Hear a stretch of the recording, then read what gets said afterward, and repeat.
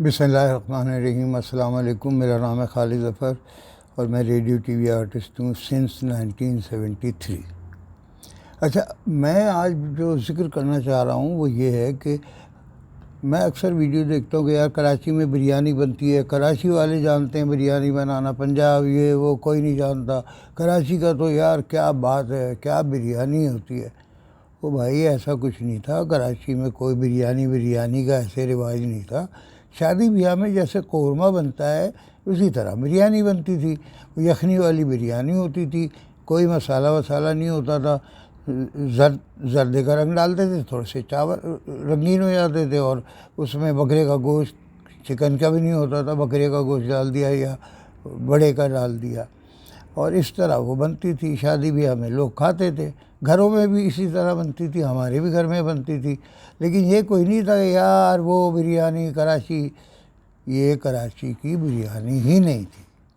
اس کا اصل واقعہ مجھے بتایا حاجی محمد علی صاحب نے، اللہ بخشے۔ انہوں نے میرا کسی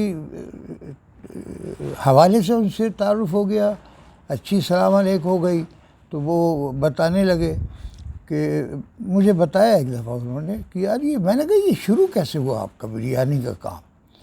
کہنے لگے بھائی پرانی کہانی ہے، پاکستان بننے سے پہلے میں یہاں ایک ہوٹل میں برتن دھونے پہ ملازم تھا، 4 آنے 8 آنے روز ملتے ہوں گے انہیں۔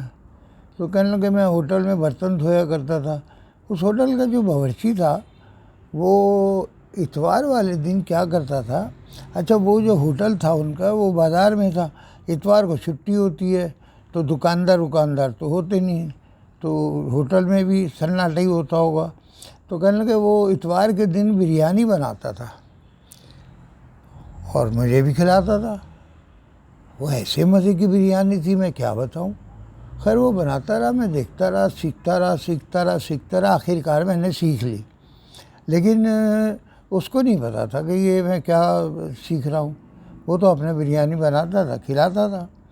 اب جناب ہوا یہ قصہ کہ پاکستان بن گیا، ایمپریس مارکیٹ کے پاس فوجیوں کا علاقہ تھا، ظاہر ہے کنٹونمنٹ ہے وہ، تو وہاں پر ایک جگہ میری جھگی تھی جہاں میں رہتا تھا۔ اب میری شادی بھی ہو گئی، میں بال بچے دار ہونے لگا، تو میں نے کیا کیا کہ وہاں جھگی کے پاس ہی تھوڑی سی جگہ گھیر گھار کے میں نے ایک پرچون کی دکان کھولی۔ اچھا پرچون کی دکان کھولی تو پرچون میں ہوتا ہی تھا کہ مزدور آبادی تھی، سب جھگیوں والے آتے تھے، تو ان کے بچے آگے 2 پیسے کی لال مرچ دے دو، 1 پیسے کا نمک دے دو، 1 پیسے کی ہلدی دے دو، اس طرح کا سودا بکتا تھا۔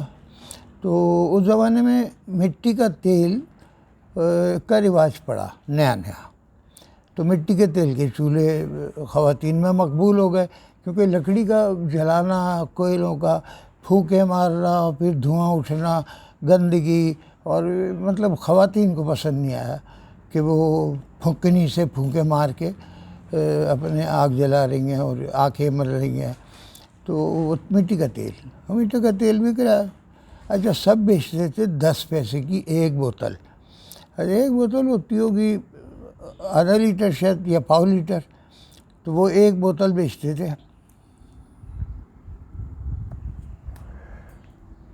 اچھا سوری، تو وہ میں نے کیا کیا، 9 پیسے کی کر دی، سب 10 کی بیچ رہے ہیں، میں 9 کی۔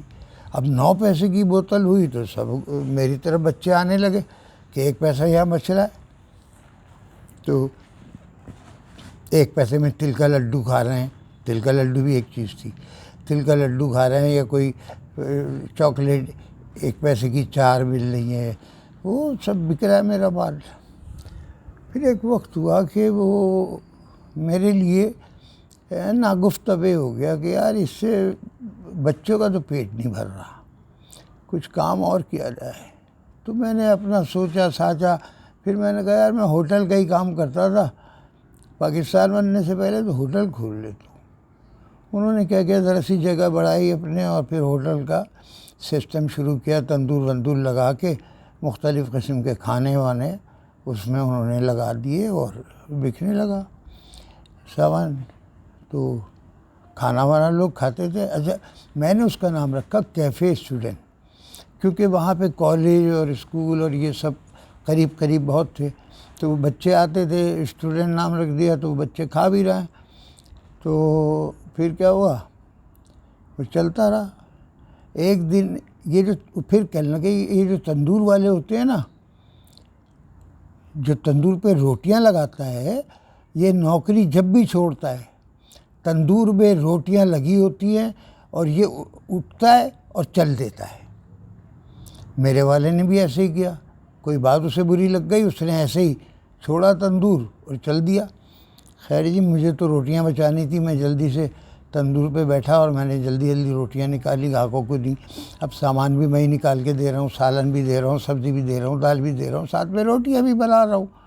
تو یہ چلتا رہا 2-4 دن 5 دن، مجھے کوئی آدمی بھی نہیں ملا، لیکن میرا دل کھٹا ہو گیا۔ میں نے یار یہ کوئی کام ہے، ان کی خوشامدیں کرو، پیچھے پیچھے بھاگو دوڑو، اور پھر اس کے بعد وہی ڈھاک کے 3 پات پھر بھاگ جائے گا کوئی۔